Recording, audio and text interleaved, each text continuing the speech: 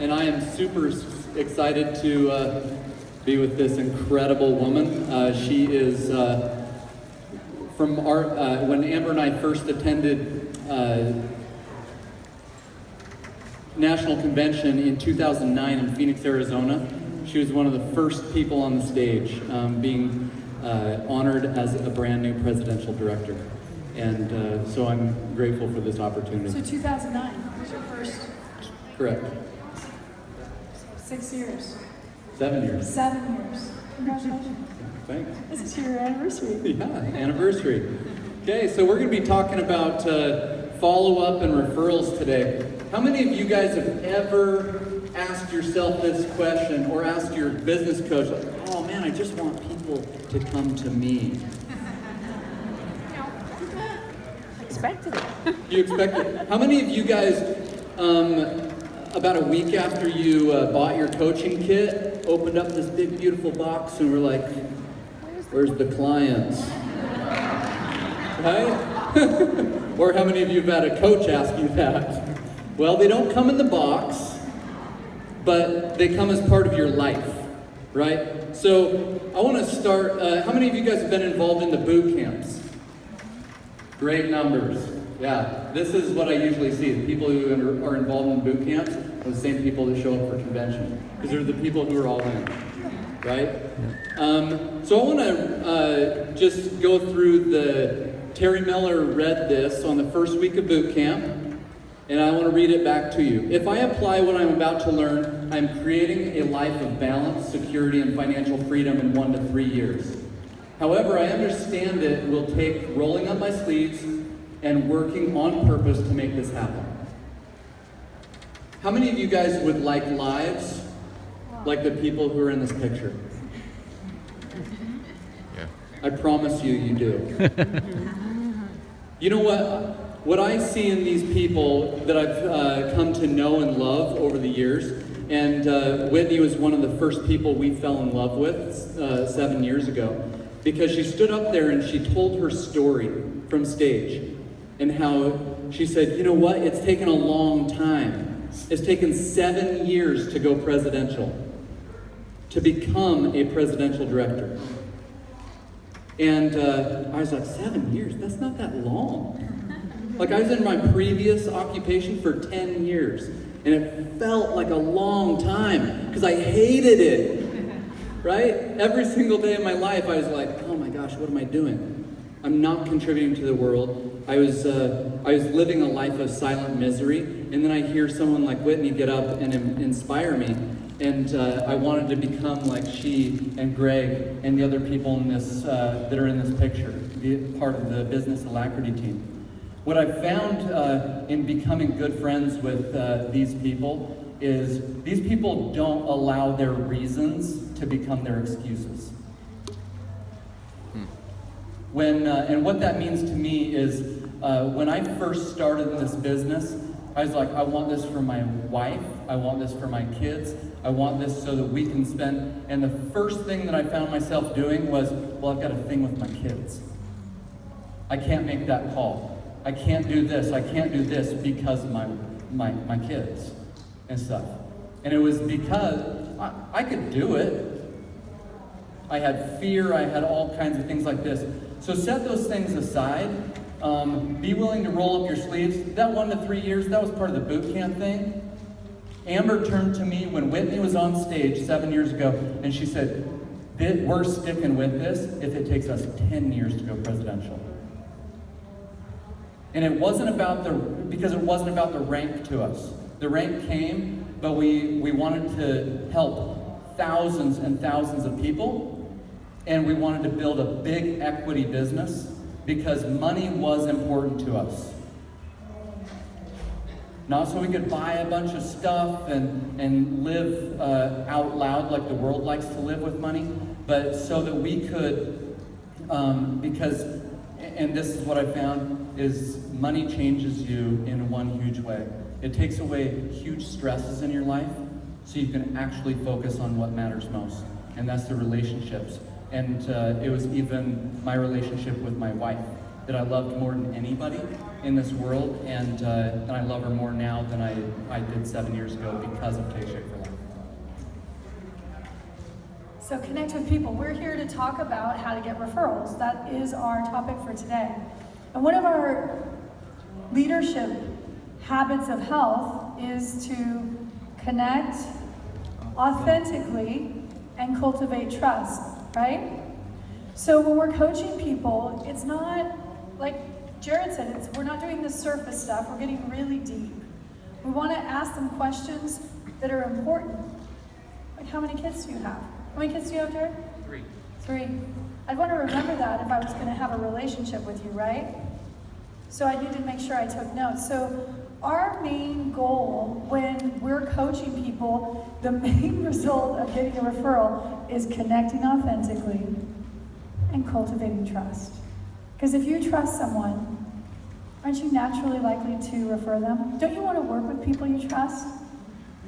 Aren't those really the people we work with in life and love and refer and support and join? So one of the things that I use as a tool, SAG has been around for a long time. It's a great tool. And the number one question that I ask people, and we use this tool in a lot of ways. As a coach, you're going to use it on yourself, but also on another coach. And your mentor coach can use this tool with you as well. And what it stands for, skills, actions, and concepts. So the number one question I ask every coach, like we do the celebration calls, we do, and you do a debrief afterwards, or you're doing a three-way call or a Zoom. If I am doing a coaching call with somebody to find out what's getting them stuck, what's in their way, the first question I ask is, how many referrals are you getting per client? Everybody in the room get referrals? Has anyone in the room, if you got a referral, raise your hand. If you were a referral, keep your hand up, right? So everybody is a referral or a connection. This is not an advertised business.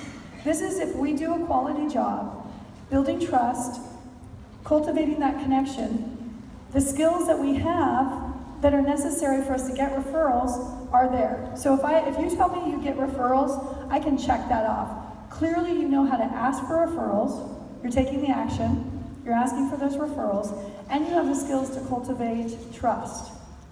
Now I might dig a little deeper, because if I find that you seem to have the skills, because I ask you what you say, or I get on a three-way call and I listen to you, I ask, can I jump on a call and we can do a celebration call together? Why don't you coach them and I'll just listen. So I want to see, do you have the skills? Do you know how to ask questions? Are you cultivating that trust? But what am I listening for at the end? The middle one. Are you taking the action? Because this is actually 90% of this business is about what? And action in this case is asking. So do you know anybody that might be interested in doing this with you? It's all in our well-being tracker. It's all in the simple systems. The questions are in there. It's funny though how sometimes people forget to ask. But if it's a concept, that's what these events are for. Because sometimes those concepts are the hardest things for us to break through, and it's even harder because I know you so well and I've been coaching that person for so long. I need that third-party credibility to ask the questions to get the person to see that if there's a pattern that's happening, if you're not getting referrals and your skills are there and you're asking, but it's a repetitive pattern, like people keep saying the food's so expensive, or I keep getting the same repetitive thing that you have as an issue. Does anybody have that in their mind? Or somebody that you're coaching has that? Well, then sometimes you want to look inside. Actually, every time for me. But what's the question? Do I think the program's too expensive? Do I think that it doesn't have an effective result? Am I afraid to ask for a referral because I think I'm asking for me? And I'm not serving that person and helping them create their own healthy community? Well, how do I see a referral? That's what I find the most hesitation with, right? Because once somebody becomes a coach, some people become afraid to ask you if you want to become a client, or they become afraid to reach into someone else's life because all of a sudden they feel like they're selling. So skills, actions, and concepts is a powerful tool that anyone can use. Your coach mentor coach can help you walk through it, and you can see if there's any areas in your life, you could even ask, is there any area that you see me as a coach maybe having a repetitive pattern and I could use some, and you could see that I could use some help in that area. And they could speak into that for you. So this is a great tool. So before we go any further, everybody's heard this phrase, start with the why, right? For me, I want to ask you this question, and have this in your mind. Actually, two questions. Why did you start Take Shape for Life, either as a client or a coach? They may have been at the same time, they may have been separate times. And why did you make the decision to come to Austin, Texas, sweat your guts out, and sit in classes for a few days? And what did you want to take away from here? That's your why. Dig deep.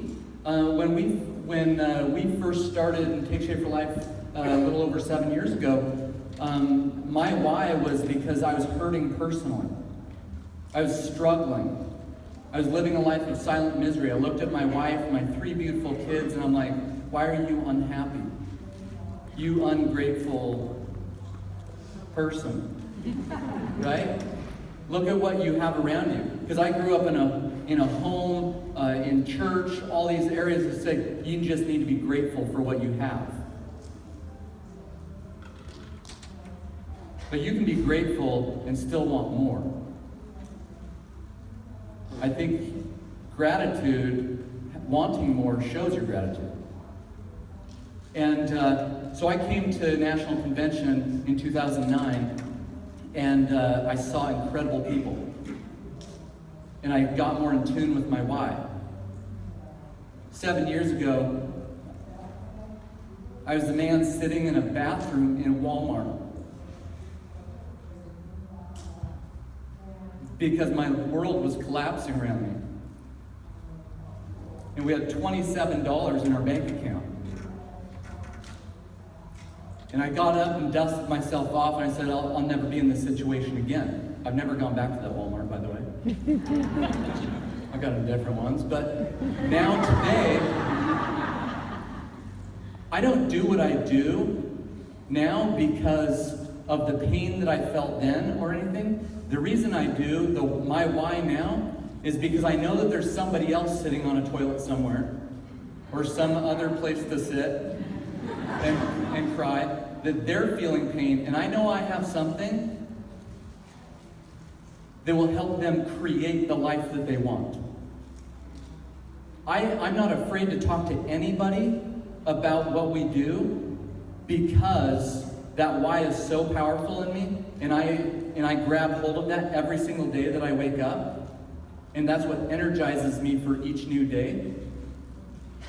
And that's why when my wife was laying in bed for 5 weeks at the beginning of this year, and this isn't to boast, that's why I was on more than 70 Zoom calls that month. That's why I made all of hers and my client calls that month.